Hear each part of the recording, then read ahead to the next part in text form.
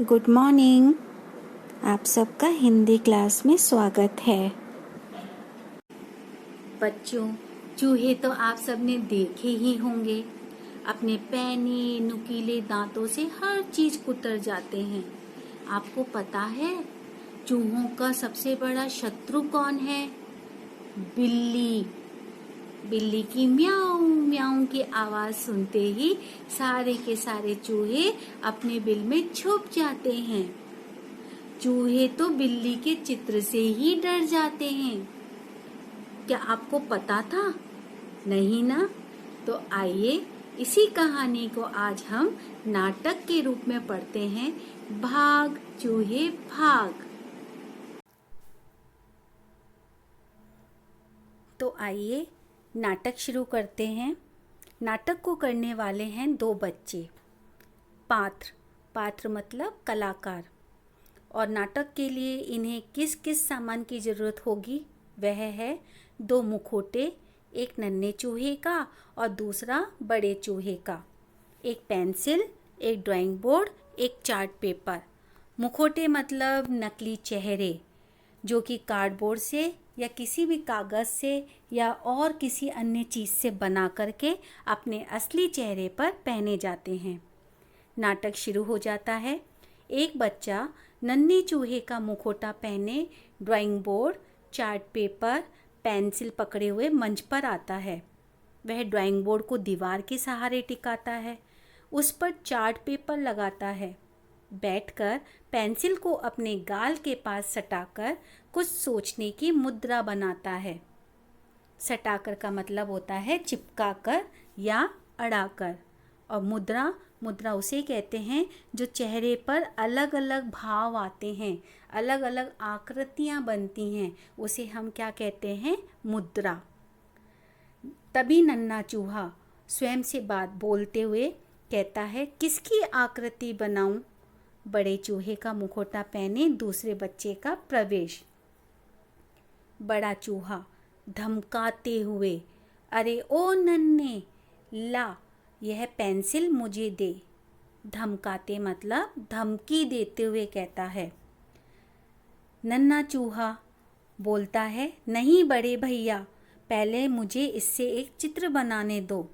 क्या बोलता है नन्हा चूहा? कि पहले मैं चित्र बनाऊंगा, उसके बाद इस पेंसिल को आप ले लेना। बड़ा चूहा, चित्र? अच्छा चल फिर बना, मैं भी तो देखूं तुम कितने बड़े कलाकार हो। बड़े चूहे की बातें सुनकर नन्हा चूहा शर्मा जाता है और शर्माते हुए बोलता है, मैं कलाकार नहीं हूँ। हाँ, चित्र बनाने की कोशिश अवश्य करता रहता हूँ। बड़ा चूहा बोलता है, चल वही सही, एक बार मेरे सामने भी कोशिश करके दिखा। नन्हा चूहा बड़े चूहे से बोलता है, अभी दिखाता हूँ, आप ही से तो सीखा है, कोशिश करने वालों की कभी हार नहीं होती। क्या बोलता है? कि कोशिश जो भी करता है वो कभी नहीं हारता, जो मेहनत करता है उसे सफलता हमेशा ही मिलती है, वो कभी पीछे मुड़कर नहीं देखता। बड़ा चूहा बोलता है, हाँ बिल्कुल, कोशिश करते रहने से सब कुछ आ जाता है। नन्हा चूहा फिर से ड्राइंग बोर्ड की ओर मुड़ते हुए बड़े भैया से बोलता है, बड़े भैया, चित्र बन जाने के बाद यह ज़रूर बताना कि आपको मेरे द्वारा बनाया चित्र कैसा लगा। बड़ा चूहा, ठीक है, अब बना भी तो सही। बड़ा चूहा नन्हे चूहे के चित्र का बेसब्री से इंतज़ार करने लगा।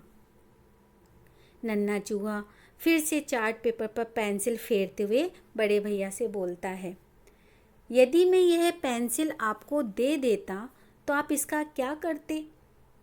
बड़ा चूहा, क्या करता? तुम नहीं जानते। नन्हा चूहा थोड़ी शरारत से बोलता है बड़े चूहे को देखकर, नहीं, यह तो खाने के भी काम नहीं आ सकती, इसमें है ही क्या? लकड़ी और बीच में कुछ काला काला, इनमें से तो किसी को खाया भी नहीं जा सकता। मतलब पेंसिल कैसी होती है? चारों ओर से लकड़ी से घिरी हुई होती है। नन्हे चूहे की बातें सुनकर बड़ा चूहा बोलता है, हाँ तुमने ठीक कहा, इसे खा तो नहीं सकते पर कुतर तो सकते हैं। क्या बोला? खाऊंगा नहीं पर इसे मैं कुतर दूंगा।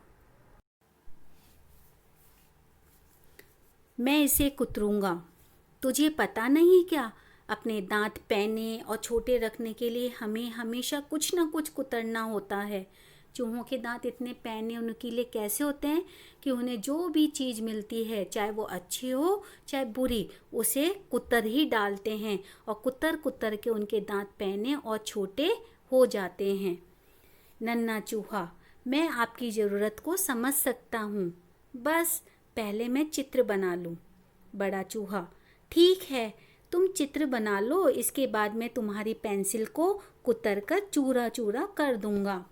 बड़े चूहे की बात सुनकर नन्हा चूहा लंबी गहरी सांस लेता है और बड़े भैया से बोलता है, बड़े भैया आपका बहुत बहुत धन्यवाद। क्यों?